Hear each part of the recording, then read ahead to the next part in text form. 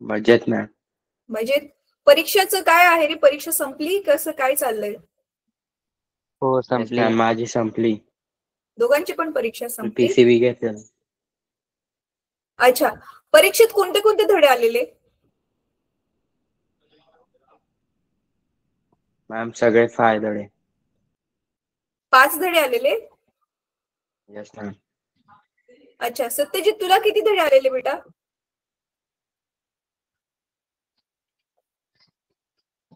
4-5 होते मॅम. 4-5 होते. कसं गेलं तुम्हाला? थोडस काय फिजिक्स आलं लिहिता मग पेपरामध्ये? पेपर कसे गेले? फिजिक्सचे पेपर कसे गेले तुम्हाला? चांगले मॅम. चांगला गेला? बरं ठीक आहे. मार्क्स आल्यानंतर मला नक्की सांगा हा. ठीक आहे. चला आता आपण हा आता तुमची एक्झाम जरी झाली असली मुलांनो तरी ह्या ज्या कन्सेप्ट आहेत ना फिजिक्सच्या त्या माहिती असणं खूप गरजेचं आहे. आणि हेच धडे आता तुमच्या आणखी जर मोठी वेळी एक्झाम होईल ना त्यावेळी परत हे विचारतील. त्याच्यामुळे हे धडे तर आपल्याला फिनिश करायलाच पाहिजेत लवकर. तर चला आता स्क्रीन शेअर करते मी. आपण लास्ट क्लासमध्ये काय बघितलेलं? एक सेकंड. लास्ट क्लासमध्ये आपण बघितलेलं अच्छा पीरियड सेंट्रिपिटल ऍक्सेलरेशन. ठीक आहे. हा येस सर्क्युलर मोशनचं आपण बघितलेलं होतं. राईट. ठीक आहे. आता मी खोलते स्क्रीन शेअर करते. आज थोडंसंच आपलं चॅप्टर मला वाटतं आज होऊन जाईल.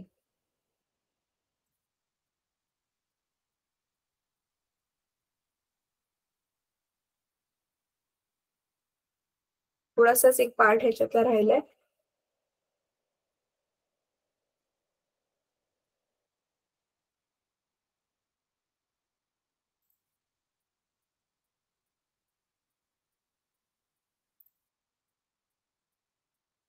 चला आपण ना मुलांनो शार्प 9:30 क्लास त्याचे 2-3 मिनिटं आधीच संपू कारण आज आपण 2-3 मिनिटं आधी चालू केले.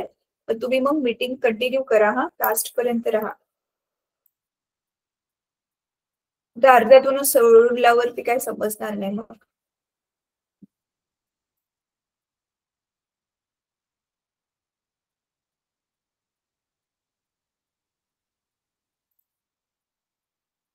बघा तर आता हे आपण जे आहे आज बघणार आहोत.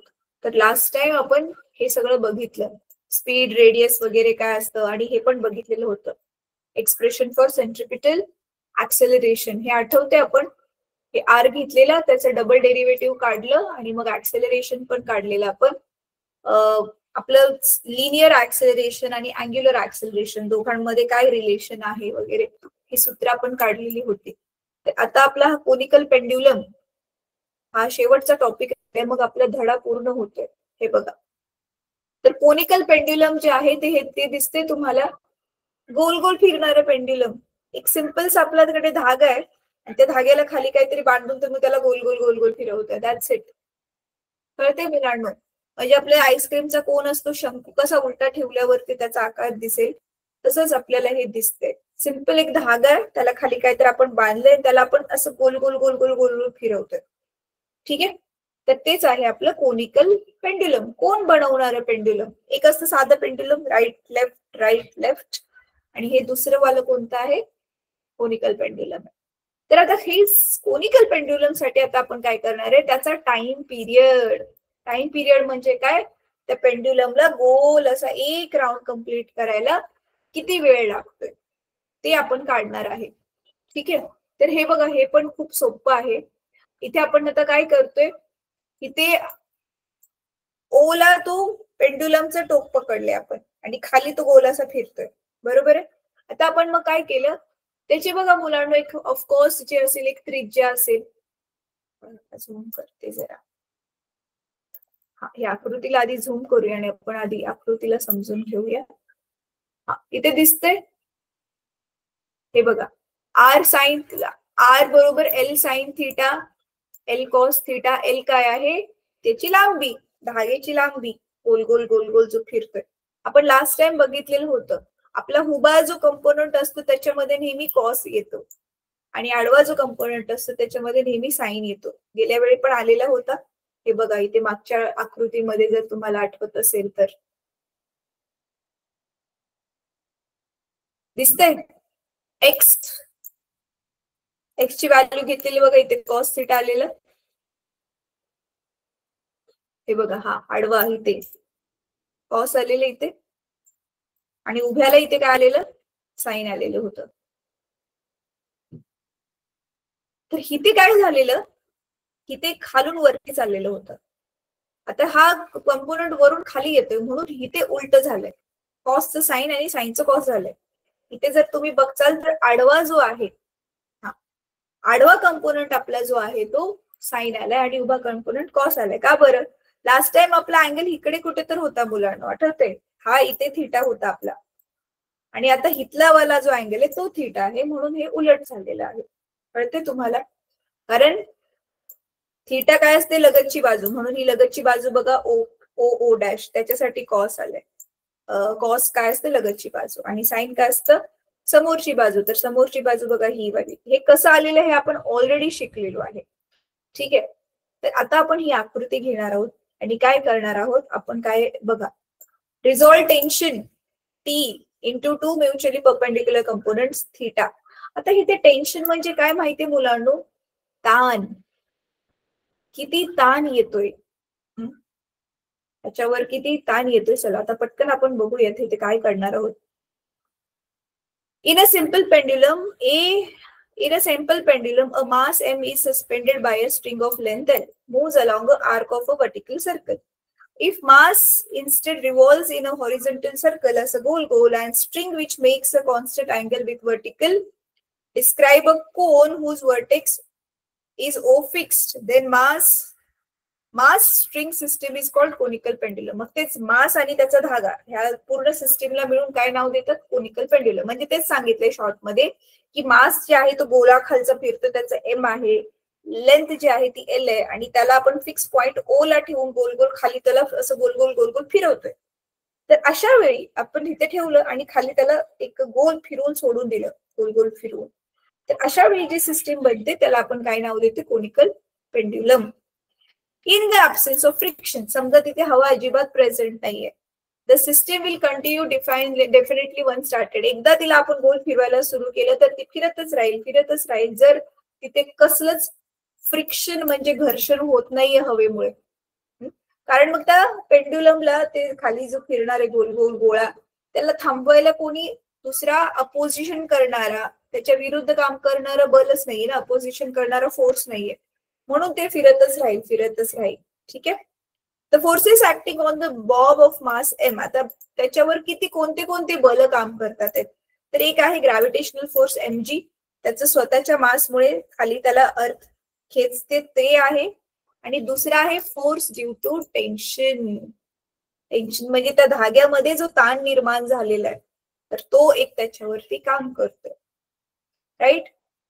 So these are only two forces. आपण तिसरा फोर्स पण ऍक्च्युअल मध्ये प्रेझेंट असतो. तिसरा फोर्स काय? फ्रिक्शनचा. हवेमुळे फ्रिक्शन जे होतं ते. पण इथे आपण त्याला ते मानत नाहीये. असं मानतोय की आपला जो पेंड्युलम आहे तो व्हॅक्युमच्या आतमध्ये गोल फिरतोय, निर्वातीच्या आतमध्ये गोल फिरतोय असं आपण मानतोय. मग तिथे हवा प्रेझेंट नाहीये विरोध करण्यासाठी.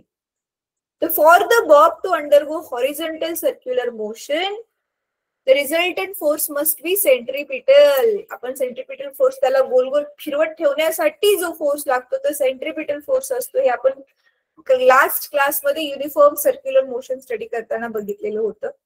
ठीक आहे.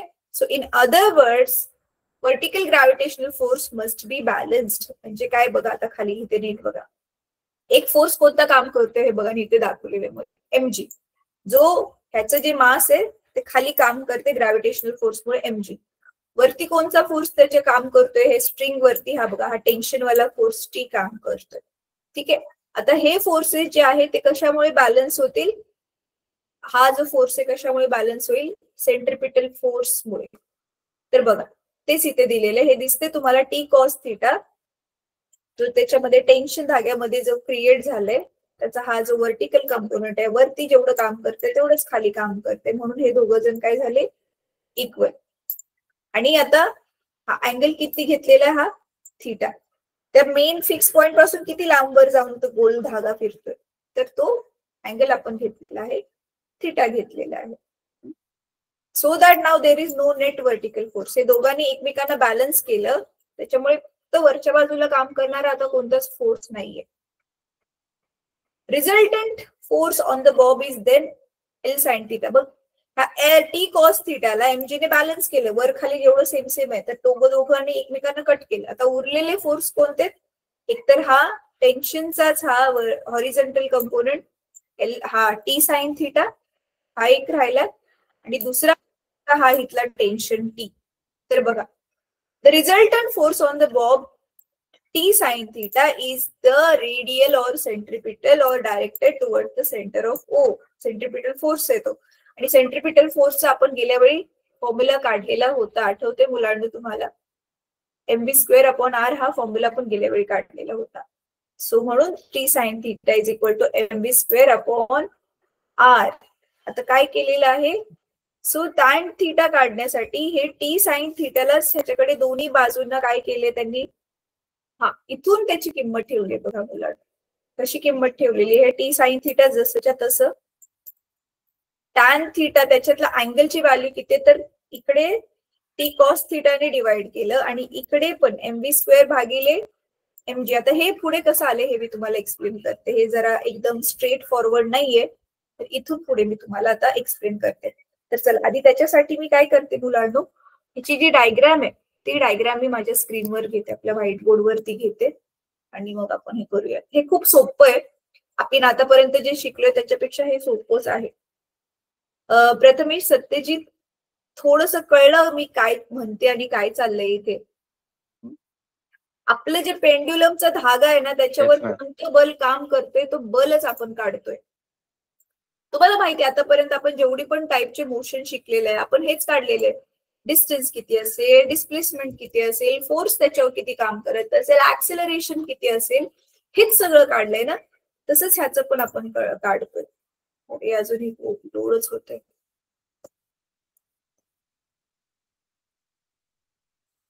चला, फायनली झालं लोड. हे मी 10वीला काल शिकवत होते, त्याचा बोर्ड आहे. मिनिट.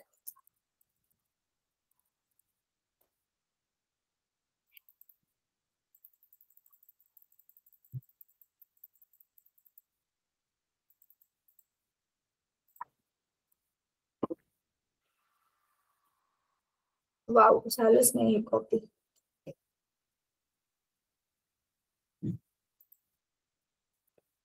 हा चालेल. चला, दिसते आकृती?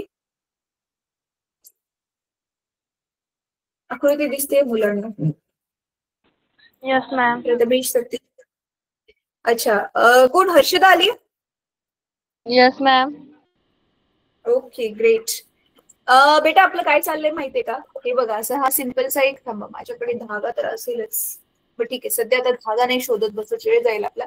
एक माणा हे असा साधा एक धागा घेतलाय, आणि त्या धाग्याला इथे खाली काहीतरी बांधलंय, आणि त्याला आपण ज्यावेळी असं गोल गोल गोल गोल फिरवतोय ना मुलांना, असं बघा फिक्स, तर हेच काय बनलं आपलं? Conical pendulum. तर ते कोनिकल पेंड्युलम साठी त्याच्यावर कोणती कोणती बल काम करतात ते आज आपण स्टडी करणार आहे.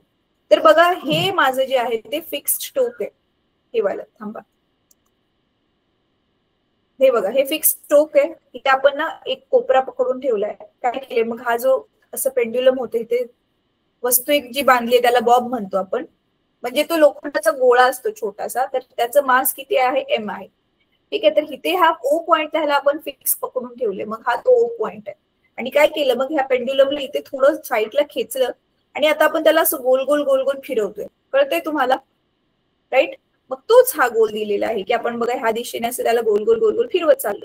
आता ह्याला गोल गोल फिरवताना मुलांनो, मग किती त्याची जी सरळ गुरुत्वाकर्षणावाली जी त्याची जी रेषा असती त्याच्यापासून किती त्याला लांब खेचून फिरवतोय, तर तो हा जो अँगल आहे त्याला आपण किती नाव दिलेलं आहे? तो अँगल हा आपण घेतलेला आहे थीटा. आणि तुम्हाला माहितीये मुलांनो की एक हा इथे असा तो बॉब आल्यावर त्याचं स्वतःचं वजन खाली, ग्रॅव्हिटेशनल फोर्स आपल्या गुरुत्वाकर्षण बलामुळे त्याचं वजन खाली काम करणार आहे. आठवते ना तुम्हाला न्यूटनचा दुसरा नियम F = ma होता, पण इथे ए च्या ऐवजी इथे ऍक्सिलरेशन ड्यू टू ग्रॅव्हिटी आहे. म्हणून ए च्या ऐवजी आपण जी टाकलाय इथे. जी ची व्हॅल्यू 9.8 असते बघा 10वीला तुम्ही शिकलेला. कळलं? तर एक आहे जे खाली काम करते आणि दुसरं ह्याला गोल गोल फिरवत ठेवण्यासाठी बघा ह्याच्यामध्ये त्या धाग्यामध्ये ताण जो निर्माण होतोय तो वरच्या बाजूला काम करतोय. खेचलो जो जातोय तो वरच्या बाजूला खेचला जातोय तो धागा, कारण आपण त्याला बॉबला कंट्रोल फिरवत ठेवण्यासाठी त्याला काय करतोय, फोर्स कुठून लावतोय, इकडूनच फोर्स लावतोय ना, इकडूनच बल लावतोय. हे आपण गेल्या वेळी पण बघितलेलं होतं. मग आता हेच ते टेन्शन आहे. टेन्शन म्हणजेच हे टेन्शन, टी म्हणजेच टेन्शन. तुम्हाला एक्झाम मध्ये टेन्शन येतं ना, काय म्हणतो मग मराठीमध्ये आपण त्याला, ताण. तर तोच हा ताण आहे.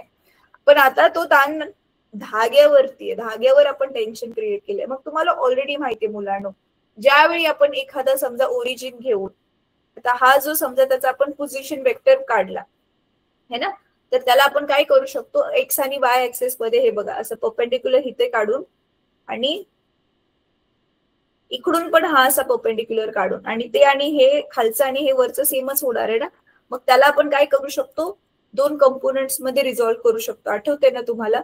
तर टी साठी आपण काय करू शकतो, टी बार जर आपण घेतलं तर आपण काय करू शकतो, आठवते ना, T X I hat plus T Y G hat असं लिहू शकतो. मग हेच इथे जे खाली टी एक्स आहे आपला, हा जो टी एक्स बार आहे आपला हा, तर हा टी एक्स बार काय होणार आहे, टी एक्स दिसते मुलांनो, ही टी एक्स जी ही वाली रेषा आहे ही कशाची, समोरची रेषा आहे थीटाची. म्हणून आपण ही टी एक्स काढण्यासाठी काय करू शकतो, समोरच्या रेषेचा आपला फॉर्म्युला काय असतो, कोणत्या फॉर्म्युलामध्ये समोरची रेषा येते, sine theta is equal to opposite side upon hypotenuse. आठवते, समोरील बाजू, आता मी असं लिहिते, समोरील बाजू भागिले कर्ण. तर समोरील बाजू काय आहे साइन थीटाची, बघा ही वाली समोरील बाजू काय आहे,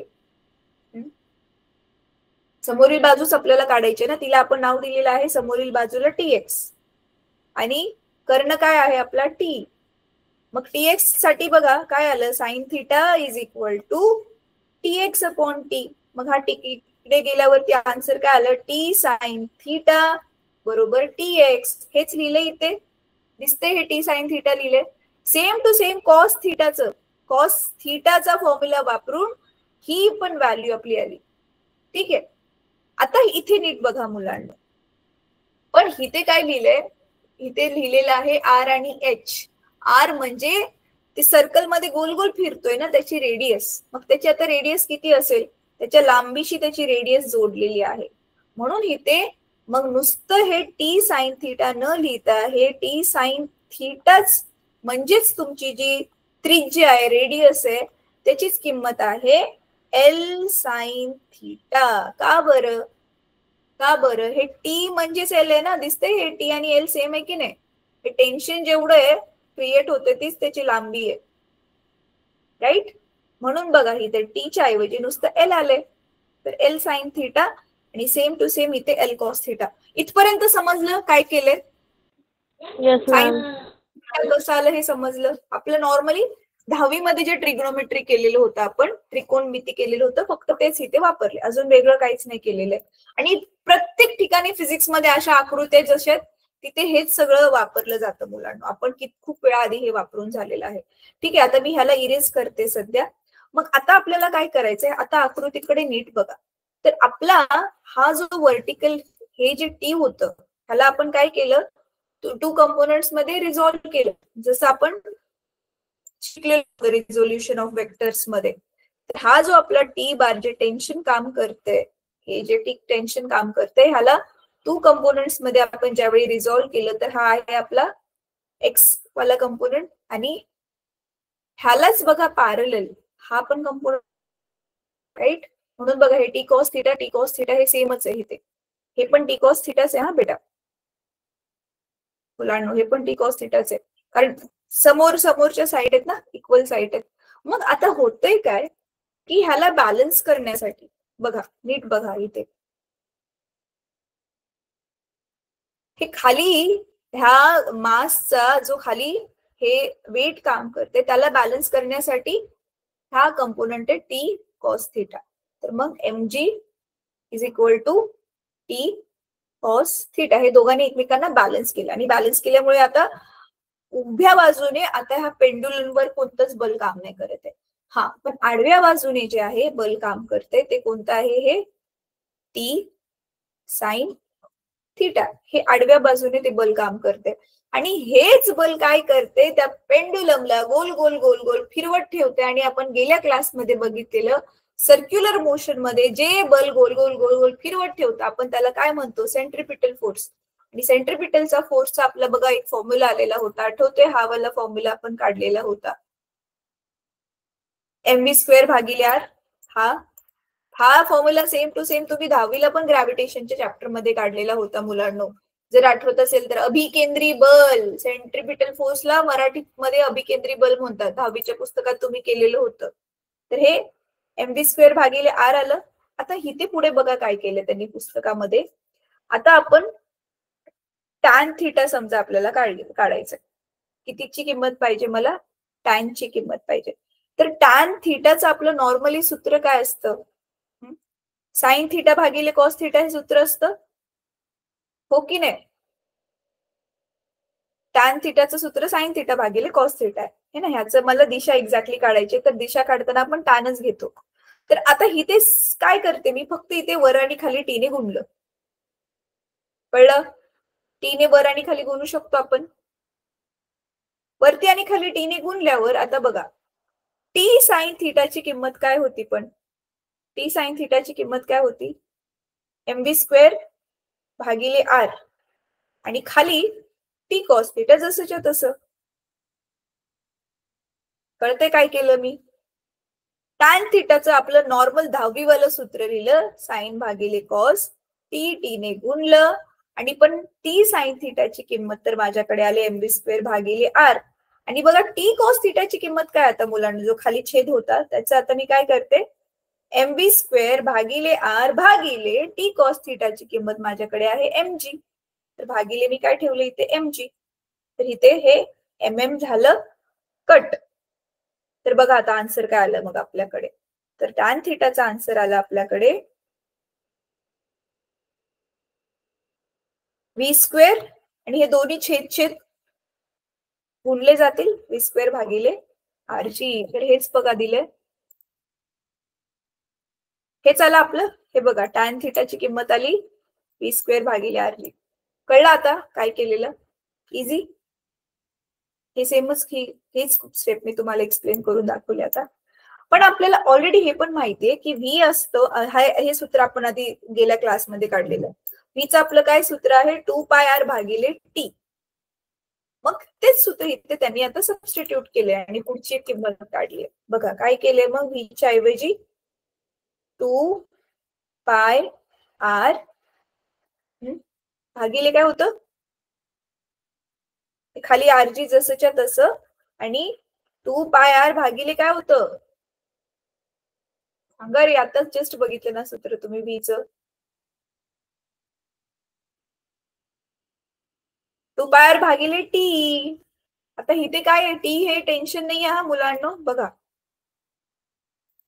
हे बघा इथे 2πr भागिले टी दिसते. तर मग सॉल्व करा आता पुढे ह्याला. आणि ह्याचा काय वर्ग आहे?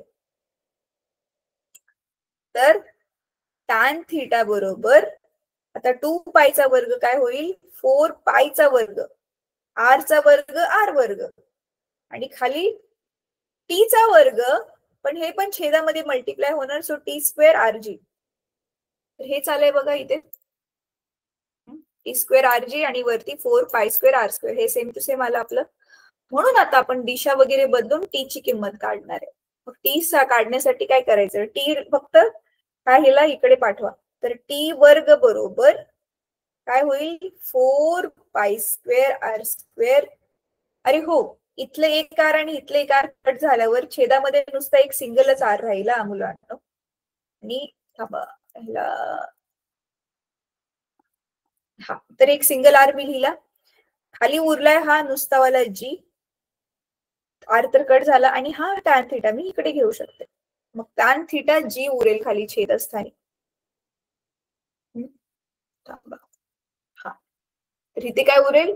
टॅन थीटा आणि जी. मग हे टी स्क्वेअरचा फॉर्म्युला आहे. नुसतं टी पाहिजे तर आपण दोन्ही बाजूचं स्क्वेअर रूट घेणार, वर्गमूळ काढणार. मग काय आलं 4 pi square r upon tan theta g. आता हे 4 पाय स्क्वेअर बघा, 4चं वर्गमूळ बाहेर आल्यावर काय येईल 2 येईल आणि पाय स्क्वेअरचं नुसतं पाय. आणि मग वर्गमुळामध्ये आपल्याकडे काय राहील आर अपॉन टॅन थीटा जी. बरोबर आहे. हे आपलं कशाचं सूत्र आलं, टीचं सूत्र आलं बघा मुलांना. हे आपलं टीचं सूत्र आलं.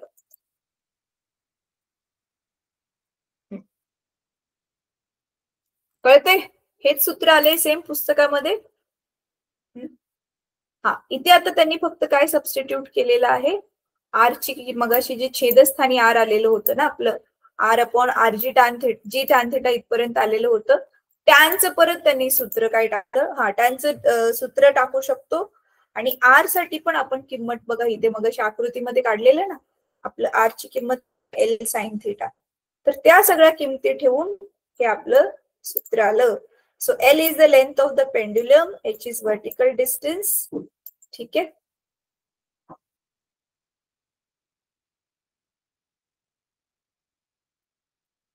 तर मग हे आपलं टीचं जे आहे ते सूत्र येते. ठीक आहे, चला आता हे एच अपॉन जी कुठपर्यंत आलं, एच अपॉन जी ते आपण इथे आता काढूयात. बघा पुढे काय करायचंय, फक्त सूत्र सबस्टिट्यूट केलेली आहेत, अजून तर काही नाही वेगळं केलं. हा ते करते मी. तर काय आलेलं आहे आपलं आता, टी 2 पाय. थांबायला थोडं झूम करते हा मुलांना.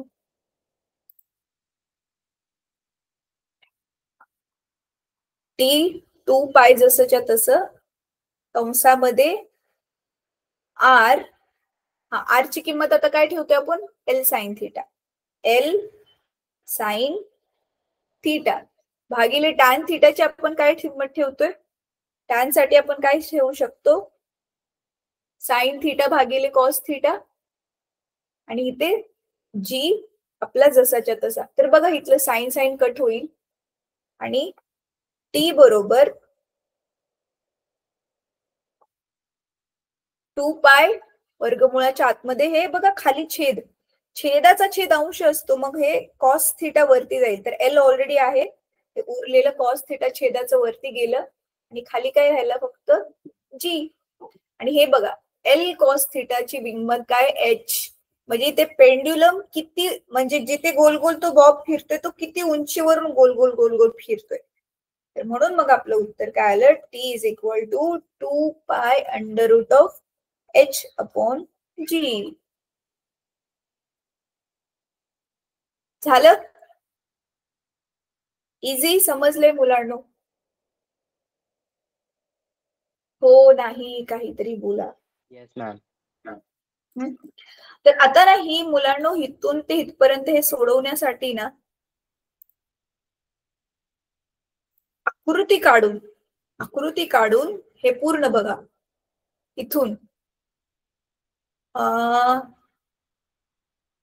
हा इथे जे इथून ते थोडक्यात लिहायचं काय असतं की let m be the mass of the bob आणि it is rotating at distance h आणि त्याची लेंथ जी आहे ती कॅपिटल एल आहे. हे काय काय आहे ते लिहिलं आपण की मग हे इथून ते खाली पूर्णपर्यंत सोडवण्यासाठी आकृती काढून 3 मार्काला प्रश्न येऊ शकतो मुलांना. प्रश्न काय येऊ शकतो, for a conical pendulum proof that T is equal to 2 pi under root of l h by g. किंवा असा पण प्रश्न येऊ शकतो की फाइंड आउट एक्सप्रेशन. कशासाठी आपण हे एक्सप्रेशन काढले, हे टी काय आहे आपलं टेन्शन आहे ना, find out expression for tension in conical pendulum. तर हे मग आपल्याला प्रूफ करून दाखवायचंय. पण सॉरी हा मुलांना, हे टी इथे जे आलंय आपलं ते टाइम पिरियड आहे बरं का. एक राऊंड घ्यायला किती वेळ लागतोय, कारण व्ही आणि टी हे इथलं टाइम पिरियड होतं, हे इथलं टेन्शन वेगळं आहे. हे एक कन्फ्युजन टाळण्यासाठी नाही, ते मुलांना तुम्ही बेस्ट छोटावालाच टी घ्या, ते बेस्ट राहील. कारण हे टेन्शनचं पण कॅपिटल टीच वापरला इथे आणि टाइम पिरियड साठी पण कॅपिटल टीच वापरलाय. आणि हा टाइम पिरियड काय असतं आठवते ना, एक पूर्ण राऊंड घेण्यासाठी किती टाइम लागतो त्याला म्हणतो टाइम पिरियड. अच्छा, मला कोण सांगेल आपल्या अर्थचा टाइम पिरियड किती आहे सनच्या अराउंड फिरताना? अर्थचा टाइम पिरियड किती आहे सनच्या अराउंड फिरताना?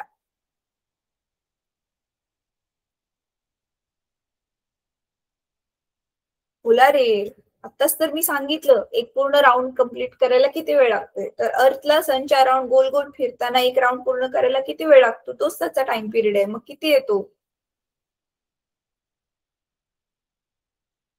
हर्षदा, प्रथमेश, सत्यजित,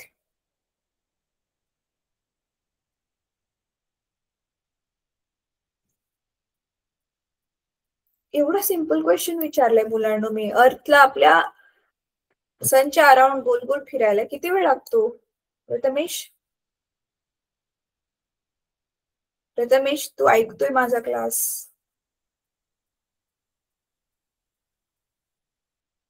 प्रथमेश अनम्यूट कर. सत्यजित, अर्थला सनच्या अराउंड एक पूर्ण राऊंड मारायला किती वेळ लागतो सत्यजित?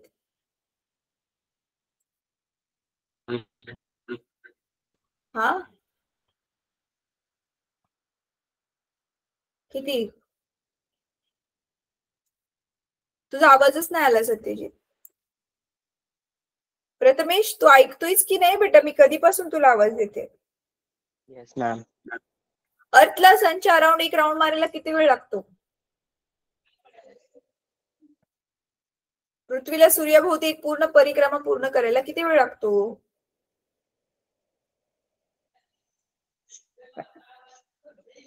अरे हा दुसरी तिसरीचा प्रश्न देखील आहे. हा सांग. 25 days. 25 days? अरे चंद्राला पृथ्वीभोवती नाही विचारत आहे, ते पण 25 नाहीये. एक पूर्ण राऊंड मारायला सूर्याभोवती आपल्या पृथ्वीला किती दिवस लागतात आणि त्याला आपण काय म्हणतो?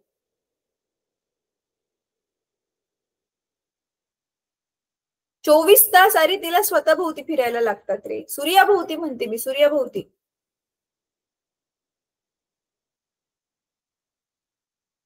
एक वर्ष लागतं ना रे, असं काय करताय? 365 डेज लागतात ना. सो 365 डेज अर्थचा आपला काय होईल? टाइम पिरियड होईल. तसंच इथे पेंडुलमचा टाइम पिरियड, एक पेंडुलमला राऊंड मारायला किती वेळ लागतोय त्याच आता आपण हे टीचा फॉर्म्युला काढलाय, एक्सप्रेशन काढलंय. ठीक आहे, तर चला आता आपला हा धडा संपलाय मुलांनो. आपण थोडीशी आज गणित सोडवूया. एक्सरसाइज साठी परत एकदा मी तुमच्या बरोबर एक लिंक शेअर करेल ग्रुपमध्ये. ती लिंक बघून एक्सरसाइज ट्राय करा सोडवायला. आणि नाहीच जमत आहे एक्सरसाइज मधनं तुम्हाला जे ते आपण नेक्स्ट क्लासमध्ये त्याला डिस्कस करू. ठीक आहे, आता चला सध्या आपण हे वाला गणित सोडूया का. An object of mass 50 gram moves uniformly along a circular orbit with an angular speed of 5 radians per second. If linear speed, बघा angular speed पण दिले, आता linear speed v पण दिले, हे ओमेगा दिले, हे v दिले. And if the linear speed of a particle is 25 meter per second, what is the radius of the circle? Calculate centripetal force acting on the particle. गेल्या वेळी आपण ही जी सगळी पिरियड, अँग्युलर स्पीड, हे जी सगळी सूत्र आपण काढलेली, थीटा, ओमेगा, परत हे बघा व्हीचं सूत्र जे काढलेलं होतं, ए ऍक्सेलरेशनचं जे सूत्र काढलेलं होतं, तीच वाली सूत्र आता इथे काढायचे आहेत. बघा ऍक्सेलरेशन इज इक्वल टू हे 3 सूत्र आहेत ऍक्सेलरेशन साठी पण, omega square r, T square upon r आणि ओमेगा व्ही. आणि हे बघा फोर्स, सेंट्रिपिटल फोर्स, हेच mv स्क्वेअर भागिले आर, हेच आपण आता सोडवलं. इकडे वापरले हे वालाच formula, mv square upon r, mv square upon r, हा इकडे फॉर्म्युला वापरला आपण. ठीक आहे, तर चला आता जसं मी तुम्हाला सांगते मुलांनो, नेहमी काय करणार आपण ह्याला तुकड्यांमध्ये काय करणार, तोडणार. तर बघा किती सोपं गणित आहे. काय विचारलेले, what is the radius of the circle, calculate centripetal force acting on the particle. तर सरळ सरळ इथे बघा 2 स्टेप्स मध्येच आन्सर काढलेलं आहे. आपला फॉर्म्युला काय, R is equal to V upon omega. हे सूत्र आपलं काढलेलं आहे लास्ट टाइम. तर व्ही ऑलरेडी दिलेला आहे तुम्हाला 25 दिलंय ना. लिनियर स्पीड आहे बघा, लिनियर स्पीड 25 दिला, अँग्युलर स्पीड 5 दिलाय. तर व्हीच आपला लिनियर स्पीड आहे 25 आणि ओमेगा अँग्युलर स्पीड आहे 5. तर त्याला भागितल्यावर रेडियस आलं 5 मीटर. म्हणजे तो सेंटर पासून किती अंतरावर गोल गोल गोल गोल फिरतोय मुलांनो, तर त्याची रेडियस आलेली आहे 5 मीटर. 5 मीटरच्या त्रिज्या असलेल्या वर्तुळाच्या भोवती तो फिरतोय. सेंट्रिपिटल फोर्सचा फॉर्म्युला आहे mv square upon R. Again आता व्ही आपल्याला ऑलरेडी दिलेला आहे 25 आणि आर ची किंमत जस्ट आता आपण काढली 5, राईट.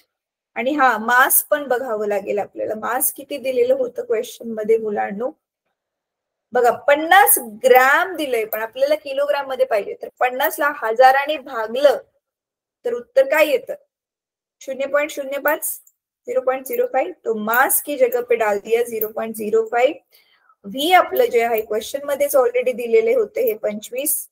तर 25 चा वर्ग आहे, पण 25 गुणिले 25 आणि खाली हे आर आता जस्ट आपण मगाशी काढलेलं, आर ची किंमत ठेवली 5. तर ह्या सगळ्यांना किमती ठेवून सेंट्रिपिटल फोर्सची किंमत काय आली, 6.25 न्यूटन. इझी होतं हे गणित. व्हाईट बोर्डवर सॉल्व्ह करायची गरज आहे का मुलांनो? समजेल का मी काय म्हंटले ते? समजलंय म्हणजे? Yes ma'am. इझी आहे. चला ठीक आहे. आता पुढचं गणित आपण बघूयात. An object is travelling in a horizontal circle. खाली जमिनीवरून असं गोल चालले हॉरिझॉन्टल सर्कल वरती. अगेन हे युनिफॉर्म सर्क्युलर मोशन सारखंच गणित दिसते. With uniform speed. Yes, uniform speed आहे, तेच uniform circular motion. Uniform speed म्हणजे ह्याचा ओमेगा काय कॉन्स्टंट आहे at t is equal to 0. पण कधी, t 0 असताना. The velocity is given by, सुरुवातीची बघा इनिशियल वेलॉसिटीचं त्यांनी डायरेक्ट वेक्टर फॉर्म दिलेला आहे. And after 1 minute the velocity, एका मिनिटानंतरच ह्याची वेलॉसिटी एवढ्याची चेंज होऊन एवढी झाली. What is the magnitude of acceleration. हे ते ऍक्सेलरेशनचं आपण काढलेलं बघा सूत्र दिसते तुम्हाला, हे वाला गेल्या क्लासमध्ये आपण केलेलं होतं. तर आता बघा हे पण सोपंच असणार आहे. Magnitude of initial and final velocity. Magnitude तुम्हाला माहिती आहे, आपण त्याच्या बरोबर एक्स एक्स बरोबर आणि वाय वाय बरोबर जे असतं त्याचा स्क्वेअर करतो आणि वर्गमूळ काढतो ऍड करून त्यांना. तर 20 चा वर्ग, हे बघा यू बरोबर जे होतं 20 आणि 35, म्हणून 20 आणि 35 चा वर्ग आणि मग त्याचं स्क्वेअर रूट काढलं. स्क्वेअर रूट वाला लॉग टेबल कसं वापरायचं आहे ते एकदा चेक करा, तुम्हाला दिसेल. स्क्वेअर रूट्स मध्ये हा नंबर दिसेल तुम्हाला 1625. तर एवढा मोठा जो नंबर आहे 1625, त्याचं स्क्वेअर रूट कसं काढायचं ते त्याच्यामध्ये दिलंय.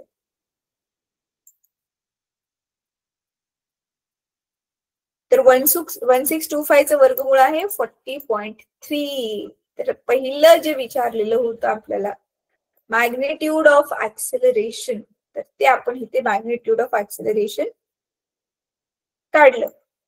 सॉरी, मॅग्निट्यूड ऑफ ऍक्सेलरेशन काढण्यासाठी सगळ्यात आधी आपण काय केली, ह्याची इनिशियल वेलॉसिटी जी आहे ती काढली, यू ची किंमत काढली.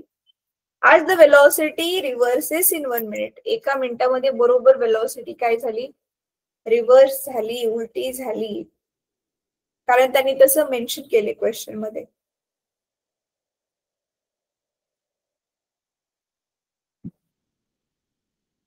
तर मग आता काय करणार, पुढे काय काढायचं आहे आता आपल्याला, मॅग्निट्यूड ऑफ ऍक्सेलरेशन काढायचंय ना.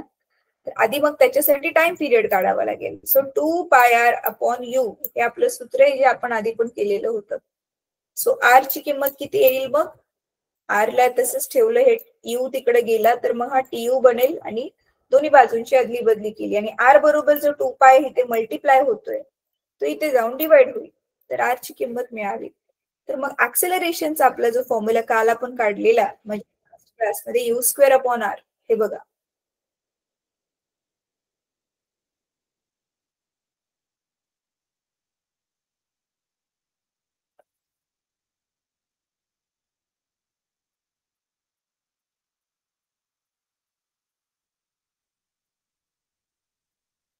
हे ऍक्सेलरेशनचा फॉर्म्युला युनिफॉर्म सर्क्युलर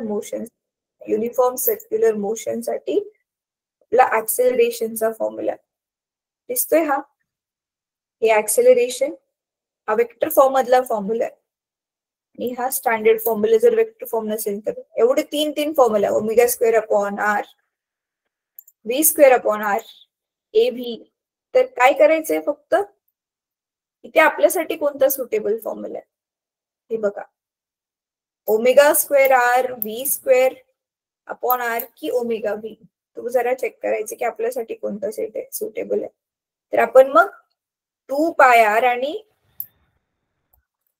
काय केलेलं आहे इथे आर ला असंच ठेवलं आणि टी ला तिकडे पाठवलं आणि हे बाजूंची एक्सचेंज केली आणि मग हे एक्स्ट्रा जे आर बरोबर 2 पाय होतं 2 पाय बघा आर बरोबर गुणलंय तर ते पण दुसऱ्या बाजूला गेलं भागाकार होईल. तर मग आपल्याकडे उत्तर आलं यू कॅपिटल टी अपॉन 2 पाय. हे पण उत्तर काय चुकीचं नाहीये आर वाला जे आलेलं आहे ते. तर मग आता ए चा फॉर्म्युला यू स्क्वेअर भागिले आर. तर यू स्क्वेअर जसंच्या तसं आर च भाग आता जे सूत्र आहे युटी भागिले 2 पाय.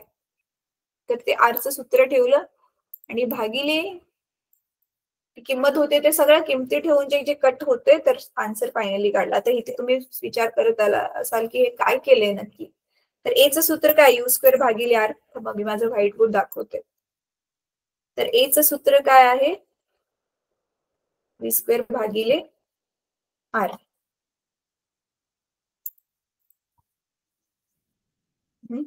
यू स्क्वेअर भागिले आर आणि यू ची किंमत ऑलरेडी काय आर ची किंमत काय होती युटी भागिले 2 पाय.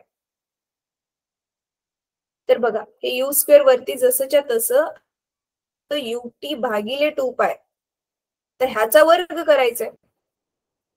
तर यू स्क्वेअर भागिले 2 आणि टी दोघांचा पण square you square T square आणि भागिले 2 पाय. 2 पाय मग इकडे गेल्यावरती वरती जाणार 2 पायचा परत इथे वर्ग आहे तर ह्याचा पण वर्ग. हे यू यू स्क्वेअर कॅन्सल. उत्तर काय आलं तुमचं 4 pi square upon T square. हे आपलं ऍक्सेलरेशनचं सूत्र आलं.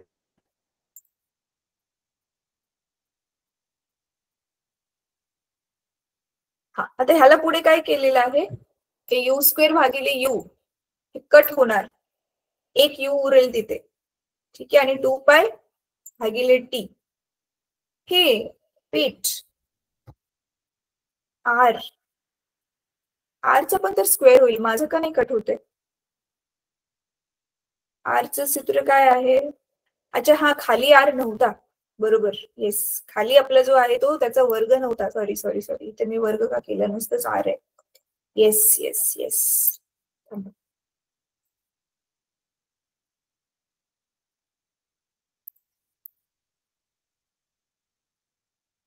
हे तुम्ही मला सांगत जा रे. कधी कधी माझ्याकडून पण चुकी होऊ शकते. हा तर मग हे काय होईल यू स्क्वेअर हा छेदामधला 2 पाय वरती जाणार. मग माहिती ना छेदांश असतो हे नुसतं उरलेलं होतं टी. हे यू यू कॅन्सल झाल्यावरती मग उत्तर आलं आपल्याकडे 2 पाय हे यू भागिले टी. आणि आता किमती ठेवा. काय दिलेल्या आहेत किमती बघा. यू ची किंमत तर आपण तेच काढली राईट आणि टी ची किंमत आहे यू गुणिले टी. टी ची किंमत काय आहे 2 × 60. कसं काय 2 × 60 कसं काय आलं इथे टी ची किंमत. टाइम दिला असेल ना क्वेश्चन मध्येच. आफ्टर 1 मिनिट तो 1 मिनिटासाठी 60 सेकंड्स राईट. 1 मिनिटासाठी 60 सेकंड्स 1 मिनिट दिलेला आहे तर आणि इथे 2 आलं. आता 2 का बरं आलं. आफ्टर 1 मिनिट वेलॉसिटी बिकम्स ही एवढी होते. What is the magnitude of acceleration. हा तर इथे मग जे आहे ते टीच्या ऐवजी 2 × 60 ठेवलेलं आहे. का बरं 2 × 60 ठेवलेलं आहे कोण सांगेल मला.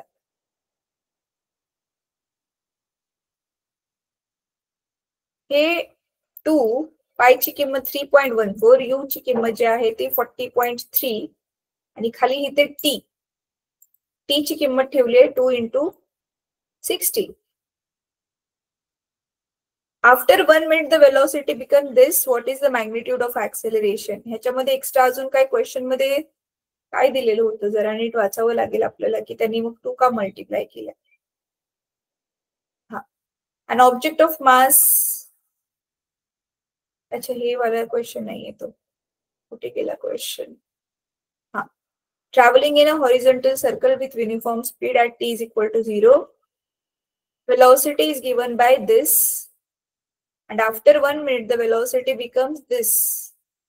What is the, हा कळते मुलांना तुम्हाला की एका मिनिटानंतर त्याची वेलॉसिटी उलटी झाली, म्हणजे एक राऊंड पूर्ण करून आता तो दुसऱ्या राऊंड कडे गेलाय. 2 राऊंड झाले टोटल.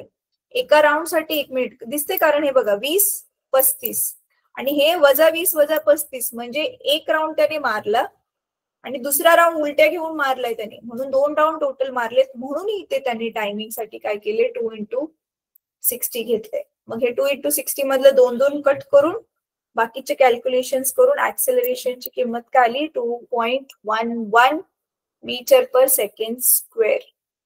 कळते. हे गणित जे आहे तुम्ही मग सोडवून काढा, ही जरी सोडवलेली गणित असली तरी. ठीक आहे, चला तर इथे आपला हा चॅप्टर संपलाय. क्विकली आपण थोडस ना, 5 मिनिटं आहेत आपल्याकडे, 5च मिनिटं फक्त अजून मुलांना. तर आपण काय करूयात, हे बघूयात ह्याचे answers. An object thrown from a moving bus is an example of uniform circular motion, rectilinear motion, projectile motion, motion in one dimension. काय येईल बरं, बस मधून एक ऑब्जेक्ट तुम्ही जस्ट फेकलाय, काय होईल, कशाचं एक्झाम्पल आहे ते.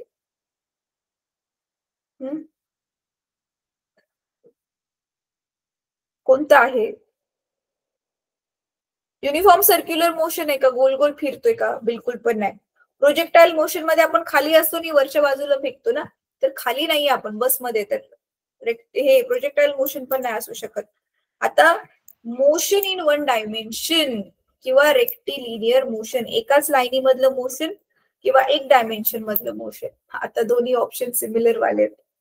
तर ह्याचा आन्सर काय येईल, जरा विचार करून सांगा. परत सी प्रोजेक्टाईल मोशन. पण बस नॉर्मली उंचावर असते ना, असं आकाशाकडे फेकत नाहीये ना बेटा. प्रोजेक्टाईल मध्ये कसं वर फेकतो आणि मग ते वरती जाऊन वस्तू खाली येऊन पडते. तर चेक करा ह्याचं काय येईल आन्सर आणि काय येईल. परत, for a particle having uniform circular motion, particle uniform circular motion मध्ये which of the following is constant. काय कॉन्स्टंट असतं त्याचं, स्पीड. आताच बघितलं, स्पीड कॉन्स्टंट असतो. वेलोसिटी मध्ये दिशा बदलते, दिशा बदलल्यामुळे त्याचं ऍक्सेलरेशन पण आहे आणि डिस्प्लेसमेंट पण वेक्टर क्वांटिटी. ह्या तिन्ही पण वेक्टर क्वांटिटी आहेत ज्या चेंज होतात, फक्त त्याचा स्पीड कॉन्स्टंट आहे. परत, the bob of a conical pendulum, आताच आपण बघितलं ना, conical pendulum undergoes rectilinear motion in horizontal plane. Horizontal plane मध्ये सरळ रेषेमध्ये जातो, नाही बिलकुल पण नाही. Uniform motion in horizontal circle, yes. अजून पण ऑप्शन बघूया. Uniform motion in vertical plane, नाही, सरळ आपण असं गोल गोल नाही फिरवते ना त्याला. आणि rectilinear motion in vertical circle, नाही, व्हर्टिकल सर्कल मध्ये सरळ रेषेत चाललं नाही. So correct option is uniform motion in horizontal circle, आपण असं गोल गोल गोल गोल त्याला फिरवतोय. परत, for uniform acceleration, uniform acceleration आहे बघा, म्हणजे straight line, velocity time graph straight line येईल. In a rectilinear motion, which of the following is not correct? Velocity time graph is linear, नाही, आताच मी जस्ट सांगितलं velocity time graph आपला straight line असतो. Acceleration is the slope of velocity time graph, नाही, हे पण बरोबर आहे. Acceleration आपण काय करतो, त्याचा स्लोप काढतो. स्लोप काय असतं ते तुम्ही मॅथ्स मध्ये शिकणारच आहात. Area under the curve velocity time graph is equal to displacement, नाही, हे पण आहे. Velocity time graph is non-linear, हे बघा, velocity time graph linear हे जर सत्य असेल तर velocity time graph non linear हे असत्य असेल. सो डी ह्याचा काय येईल, करेक्ट ऑप्शन येईल. ठीक आहे, तर आता एमसीक्यू मध्ये चला, हे लास्टच आहे, हे करूयात. If 3 particles A B C are having velocities VA VB VC, A ची VA, B ची VB, C ची VC, which of the following formula gives the relative velocity of A with respect to B? हे आपण केलेलं होतं, आठवतंय, आपण दोघांचं सबट्रॅक्शन करायचो. ए आणि बी च काढायचंय, सी चा काय आता संबंध नाहीये, तर कोणतं येईल ह्याचं सूत्र. बघा ए आणि बी साठी इथे ऍडिशन केले, रिलेटिव्ह वेलोसिटी मध्ये आपण वजाबाकी करतो, तर इथे ऍडिशन दिले चुकीचं आहे. सी इथे घेतलंय त्यांनी, सी का घेतलंय? गरज नाहीये, सी बद्दल बोलतच नाही आपण, हे पण चुकीचं आहे. मग ह्याच्यामध्ये पण बघा सी आलेले, हे पण चुकीचं आहे. मग correct option will be VA bar minus VB bar. हे तर आपण रिलेटिव्ह वेलोसिटीच्याच टॉपिक मध्ये हा सेम टू सेम सूत्र केलेलं होतं, आठवते तुम्हाला? Yes ma'am. ठीक आहे. आता हे जे आहेत ना मुलांनो, answer the following question number 2 वगैरे, हे question number 3 solve the following problems वगैरे, तर हे सगळ्यासाठी ना मी तुम्हाला तेच लास्ट टाइम आपण जसं केलेलं होतं, एक लिंक शेअर करते ग्रुपमध्ये, आत्ताच लगेच लिंक शेअर करते. आणि तुम्ही काय करा, आता परीक्षा पण संपली आहे, वेळच वेळ आहे आपल्याकडे, अजून दिवाळी चालू व्हायला पण वेळ आहे. उद्या कॉलेज आहे की सुट्टी लागली मुलांनो? कॉलेजला सुट्टी लागली का? नो मॅम अजून. कधी लागणार आहे मग सुट्टी? किती दिवस अजून कॉलेज चालू आहे? 19 तारखेपर्यंत. 19 तारखेपर्यंत आहे. बरं. आणि मग तुम्ही घरीच राहून कॉलेजला अपडाऊन करताय की कॉलेजच्या हॉस्टेलला वगैरे राहताय? कसं आहे? घरी राहून करताय ना? हा. तर मग बघा, कॉलेजने आल्यानंतर ना प्लीज मग हा व्हिडिओ बघा. एका दिवसात लगेच होणार नाही सोडवून. उद्याचा दिवस घ्या, परवाचा दिवस घ्या, व्हिडिओ बघा. समजते का बघा त्या व्हिडिओमध्ये काय सांगितलंय, एक्सरसाइज कशी सोडवून दाखवली, गणित एक्सप्लेन केलेत का? आणि मग ती एक्सरसाइज बघून सोडवा. बघून सोडवलं तरी पण जी गोष्ट समजत नाहीये ती गणित किंवा तो प्रश्न मला नेक्स्ट क्लासमध्ये नक्की विचारा. समजते? हो नाही काहीतरी बोला रे. Yes ma'am. ठीक आहे, चालेल. आता मीटिंग संपू शकतो. तुम्ही काय करा, मी जी लिंक टाकेल आता ग्रुपमध्ये ते बघून सोडवा पक्का. उद्या मी विचारते संगीता मॅमला जर आपला क्लास ठेवता येत असेल तर. ठीक आहे, परवा दिवशी तर आपला क्लास आहेच, उद्या पण ठेवता येत असेल तर मी विचारते संगीता मॅमला. ठीक आहे, तर होमवर्क मुलांनो परवा दिवशी पर्यंत ग्रुपमध्ये नक्की टाका, परवा दिवशी रात्रीपर्यंत. चला ठीक आहे, bye, good night. Bye ma'am. Satyajit bye बेटा.